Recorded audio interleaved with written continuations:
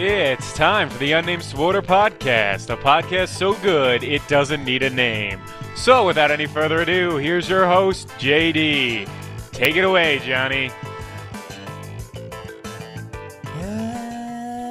Hello, my friends, and welcome to episode 31 of the Unnamed SWTOR Podcast, recorded on January 26, 2014. I'm your host, JD, aka Gaddick Teague, and today's episode we'll be talking about your favorite event. That's right, it's returned. Well, not really, but we have a new Rakghoul event that we can talk about, so it's going to be all Rakghoul all the time in today's episode. We'll be talking about the event, what I think about it, what you guys think about it, and we'll be talking about some world PvP. That's right, this event has some small world PvP components that some people love and some people hate. So we'll be talking about what I think about the world PvP going on in the Rakghoul event. All this and an idea fresh off my personal wall of crazy. Let's force sleep right in. Red 2, I've got a topic coming in hot, requesting clearance to engage. Lock as foils and attack positions. You are cleared to discuss. So if you haven't heard, the Rakghoul event has made a return, and it's not the same Rakghoul event which you remember. The Tatooine questline and all that good stuff, they didn't bring that back wholesale. So if you were afraid that they were just going to bring back the same old event, you probably haven't been paying attention to pretty much anywhere, but also your fears have been assuaded. So, assuaded? Sometimes I use words that I think I know what they mean, but I'm not actually sure. I think assuade's right, but whatever. Your fears are for naught. What they have brought back is a set of dailies on Alderaan, and this has led to a lot of controversy and a lot of grumblings in the SWTOR community. I took a very scientific poll on Twitter, because all polls taken on Twitter are obviously done to the Nielsen standards, and it seems like the event is pretty much split 50-50. I got more people like it than I figured, because I personally don't love the event, and we'll talk about that in a couple seconds. But overall, I was surprised by how evenly split the Twitter polls seem to be. Some people seem to really like the event, some people seem wishy-washy in the middle on it, and some people seem to dislike it. But it wasn't the overall and overwhelming dislike of the event that I thought there was in the community. Personally, I don't love the event. It is another daily area, and by all estimations, it will be a recurring daily area. And what makes me think that is the fact that there's a reputation, so it has to come back so that players can complete the reputation. I know a lot of people would be very upset if they decided to not bring back the event and they weren't able to finish out the reputation in the 1 week like they wanted to. Now, there have also been some rumors going around that this may be a daily area that can switch between a couple different planets. There have been some people citing some areas of terrain on different planets that have been changed since the Rakghoul event patch was released. So this is an interesting idea. You know how much I hate the style of events they've been doing, the recurring daily areas, as I've put it. And if they were to change around where this took place, maybe it switches between 3 or 4 different planets, that's not actually so bad. I don't think that's the worst thing in the world. I'm still not a fan of just the setup of dailies, because the first event, when it took place, was all about the story and how it unfolded slowly over days and days and days. And they didn't do that here. They just dumped a bunch of dailies on you, and you have to buy, just like with the Agree event, you buy the authorization thing, and you can go in and do a ops boss, and there's no learning. The story is a lot weaker because of this. The structure just doesn't set itself up well for a really good story. It just doesn't unfold. There's no discovery. There's so many things that I think they could have done, even if they had just, say, added a little bit of story to each quest. And then you can only get 1 quest on day 1, 2 quests on day 2, 3 quests, just like before, where you had to slowly build up the story and slowly gain access to each new quest, which unveiled a new piece of the puzzle. That would be fine. That would be a lot better, and I think that would be very similar to the original Rakghoul event. Because regardless of what people remember of the Rakghoul event, it was just dailies that you had to build up on. And I think they missed the boat here and missed the opportunity to do that. I don't know why they decided to do that. Maybe they're afraid that people that don't get into the event early would miss out on some of it. But honestly, I think that's part of the allure of the event. Part of the allure of an event in an MMO, I think, is the fact that you can miss out, and that some people can miss out. So that gives you, the person who is not missing out, the opportunity to do something that not everyone in the MMO has done. I think this is something that all MMOs need to take to heart, is the fact that even in an MMO where everyone has access to pretty much everything, you want players to feel special in some ways, and I think I've talked about this before. You want individuals, even in a sea of other players, to have something that makes them unique. Something like, I was here for this event, I was a founder, I did this ops boss when I was at the top of the game. This is why I think it's so important for them to change how the titles for Nightmare Mode operations, because that's another area where they can make players, in a sea of players who have the opportunity to do something, you took the initiative and actually did something, you accomplished something, you are unique. And I think that feeling is important in an MMO, because it's very easy for players in MMOs to get lost and to feel like, hey, I'm just one of another, 2 million people who are playing this game. Whatever, I mean, I really don't need to play this game. I could go play something else where I feel a little bit more accomplished. I could play a single-player game where I am the one that beats the game, not necessarily me and a group of people, or I'm one of a million. Even if you are one of millions that have beaten a single-player game, it doesn't feel that way because you're in your own world when you're playing that. When you're in an MMO, you're in the MMO's world. You're in the servers with all the other players surrounding you. So I think giving players that uniqueness and that ability to miss out on events and that ability to participate in events that some players may miss out on is important. So I don't think that's a reason to not have this chain of quests where you build on the quests day after day until you've unfolded the whole quest line. I don't see that's a reason to abandon that style of event. Now let's talk about some of the specific things that I've seen people complain about. First off, I have actually seen people complaining about the exploding people in war zones. Probably free-to-players that didn't play when the original Rakghoul event happened. When people in droves came out and extolled the virtues of exploding in PvP and how much fun it was and how silly and crazy and awesome, and they wish it would stay in the game for longer. And I know people that were storing up the infections for long periods of time until they eventually took it out of the game, just waiting to come back and pop on people. That's something that if you don't just see the silliness in, if you're not enjoying the exploding people in your war zone, then I think you're taking yourself a little too seriously here. And maybe I could see an argument in ranked, but the arguments that I've seen had nothing to do with ranked. They just had to do with war zones. And like I said, you're just taking yourself too seriously if you don't enjoy the exploding people in the Rakghoul event. And if that's you, maybe you should go play League of Legends or something like that. Something where you're encouraged to take things a little bit more seriously. It's a game, for God's sakes. Come on, relax. On the flip side, the daily area is a relatively good one. I have to give them that. There is nothing too unique, and it's pretty boring. But in a daily area, that's kind of what you want. You want to be able to get in, do your quests quick, and get out. No muss, no fuss. Just easy reputation, easy comms. And I know people want more from an event, but we already discussed that and how I don't think the daily area is a good idea. But if they're going to do a daily area, I think they've done a good one. I think the ops boss, the eyeless, is pretty cool. Story mode, he's very easy. I like that they've added bolster into story modes. I think that's something we could see bleed over into real operations. I have no problem with that. Story mode is just like your regular player versus player, so I have no problem with them letting players jump right in as soon as they hit 55 into story modes. And I think eyeless does a good job of that. I don't know about bolstering people below 55 like the eyeless does, but I think that's a good place to start. In hard mode, I also like how he's not a pushover. You actually have to work on killing him. You can't just go in there and steamroll him, take some coordination, and take some good gear. There's no more bolster, unlike ranked war zones, so I mean, that's the model I would go for. Story modes have bolster, and hard modes don't have bolster. I think that's a sign, hopefully. He's a very interesting boss. Yes, he doesn't really drop anything that important, but I kind of like that. I think event bosses should be more for the cosmetic stuff, more for titles and achievements and fun stuff like that.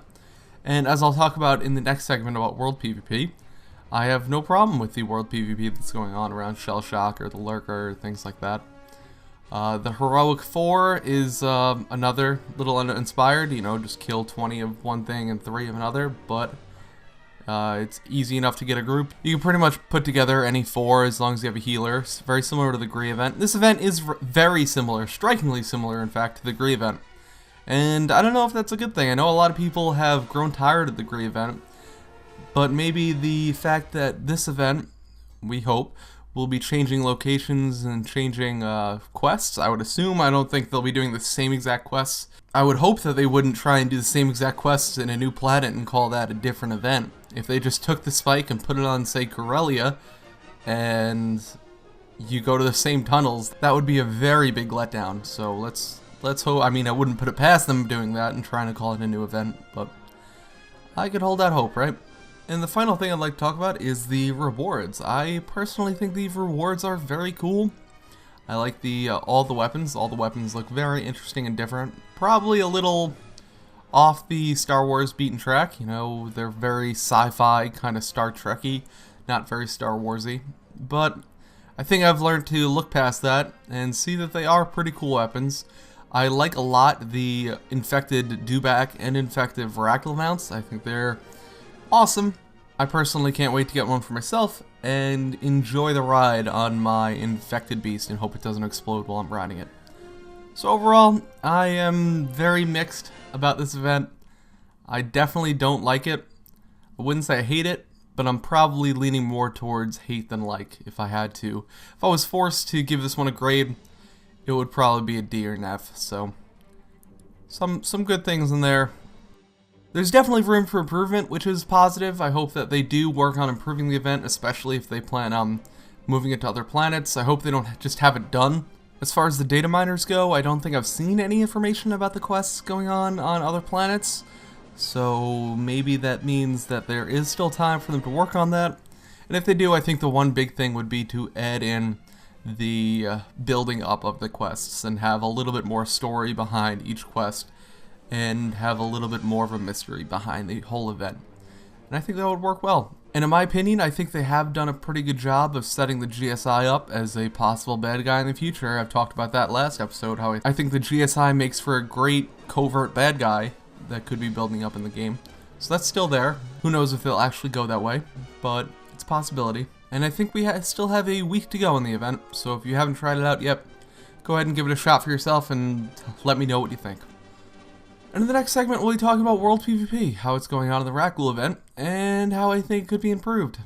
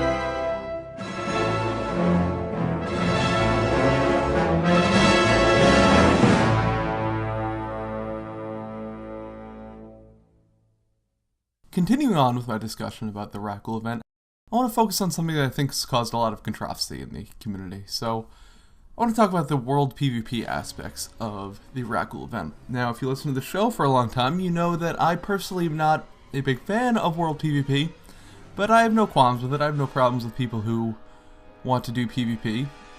But I do think that players who cry for World PvP in pretty much every MMO just need to realize that what they think in their head as an awesome, MMO World PvP is not what you're going to get out of your standard MMO. your WoWs, your Rifts, your Star Wars: The Old Republics, even your Guild Wars or games like that. Unless the game is specifically designed and focuses on world PvP, I don't think you'll ever get what you want out of world PvP. You want large, sprawling battles with great rewards and landscape-defining aspects of world PvP. You want consequences for your world PvP. You're not going to get that out of a standard game. It's very hard to balance things like that. It's very hard to provide rewards for things like that. And you basically have to design your engine and pick your engine around the fact that you want world PvP. You want large number of people on screen at once. And there's also the problem of infrastructure, even if you play games that are designed like that. Like, PlanetSide 2 is probably the best example of world PvP working very well. You have problems with lag with games like that. If you have, 100 versus 100 in the same area, you have problems with lag, and they've designed that game specifically to tailor or cater towards those types of battles. You're going to end up with problems whenever you design your world PvP like that. And I think this is one of the problems we saw with Ilum. People cry to have Ilum back, but when Ilum was at its peak of actual world PvP going on, it was a lag fest. It didn't have successful rewards. It was imbalanced. There were so many problems with Ilum that I think what players had in their head Ilum could be, I don't think could ever possibly happen. So that's what I think of world PvP in general. Now with the Rakghoul event, I like some of the world PvP going on with the Rakghoul event. As I said before, I like the world PvP that's going on around Shell Shock. I like the world PvP that's going around the Lurker. I like that kind of stuff because I like being able to fight over objectives and have one faction be able to say, no, you're not going to be able to get this objective. Even if it's PvE based, I usually hate mixing PvP and PvE, but what I do like about this is it's not progression PvE. It's not important PvE. Where I hated the fact that you had to fight in a PvP zone to get to Dreadtooth. You had to fight in a PvP zone to get to the guy on Voss. I can't think of his name right now. You have to fight in a PvP zone to get to something that's progression, something that people are fighting for world firsts for, something that people are trying to gear up for and gear up with. These are just, event bosses. These are bosses that you do for the achievements. These are things you do for silly little mounts and stuff. You need to get the scales so you can buy the mounts off the event vendor. Things like that. And that's something that I think players should have to fight a little bit for, even if it is a PvE boss. It can be done in PvP gear. It's not like your PvPers are just fighting to be annoying. They could be fighting for the boss too, and I like that. You're forcing organic PvP. You want groups to be fighting organically over an objective in the world. And that's something I think that the Lurker and the Shell Shock boss do. I think that's an accomplishment. What I don't like about the PvP that goes on in the tunnels is the fact that I think the tunnels are just too big to foster even world PvP. You may be asking yourself, why do I play in a PvP server if I don't like world PvP so much? Well, I play in a PvP server because I like the PvP that occurs when two people are questing in the same zone, they see each other, they fight each other honorably, no ganking, no nothing, they honorably fight each other, and then they go about their questing. That's it. Whoever wins, wins. They are the accomplished one. They come out victorious, but that's it. It's just a little bit of a valor boost, a little bit of a... I know you don't actually gain valor for world PvP kills. I mean valor in the sense of, pride. It boosts your pride a little bit that you were able to defeat someone in world PvP. It takes a couple seconds, 30 seconds, a minute, and then you're back to your questing, and there's no griefing, there's no ganking. That's it. And as funny as that may sound, that happens very often, actually, I found leveling up in this game, and in every game. There are people who have the same mindset when it comes to world PvP. They're just looking to be able to kill another guy if he's stealing your mobs, kill another guy if they're ganking you, kill another guy that's griefing your guildie, things like that. That, I think, is completely fine. What I don't like in world PvP is griefing. I think that no game should ever encourage or foster a community of griefing, because griefing may be fun for one person, but it puts a lot of people out. Puts a lot of people off, and you may say, well, it's a PvP server, welcome to PvP. That's true, but as a designer of the game, you should never be actively encouraging that and enabling that. And I think the Rakghoul tunnels do encourage and enable that. I'm fine with daily areas that force two factions to quest in the same area. I thought the CZ-198 zone was a great area to foster organic world PvP, fair organic world PvP. What the Rakghoul tunnels is it's just too darn big. If you start getting ganked by a person by an assassin in full PvP gear over by one of the cameras, and you're at the spawn base, then it's gonna take you, 2, 3, 4 minutes to get over there to help your guildie. In the CZ-198, I like that if you get ganked, you get killed by a scoundrel popping out of stealth and just killing you in a couple of globals because he's full PvP and you're not. Then you can call your guildie over or call the guy over from the other side of the room who's, 30 seconds, a minute away. He can come help you out, you can quest together, protect each other, and that's it.